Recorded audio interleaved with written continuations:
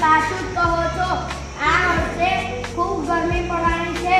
સરકારનો પણ આદેશ આવ્યો છે કે આ ઉનાળામાં ખૂબ ગરમી પડશે, તેથી આપણે પોતે પોતાની કાળજી રાખવી પડશે. અરે મને કંઈ નથી કહ્યું. આ તો લૂના કારણે મને થોડા ચક્કર આવ્યા છે, મને થોડું માથું દુખે છે અને થોડી ગરમી લાગે છે. લૂ લાગવાથી માથાનો દુખાવો, ચક્કર આવવા અને ક્યારેય પણ ખૂબ તાવ આવી જાય છે. ડૉક્ટર સાહેબ, તો આપણે શું કરવું જોઈએ જેનાથી લૂ ન લાગે? લૂ ન લાગે તે માટે પોતે પોતાની કાળજી રાખવી પડે. જેમ કે 4 સૂર્યના તાપમાં જવાનું ટાળો.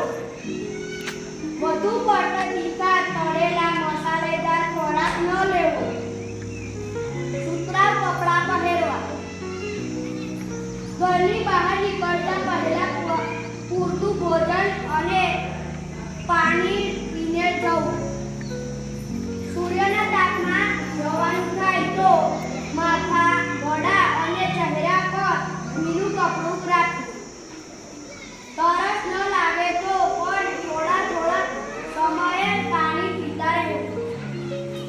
તરબૂચ, કાકડી, કેરી જેવા ઠંડક આપતા મોસમી ફળો ખાવા. લીંબુ શરબત, લસ્સી, છાશ, નાળિયેર પાણી જેવા પીણાનો ઉપયોગ કરો. બજારમાં વેચાતા ચા, કોફી, કોલ્ડ ડ્રિંક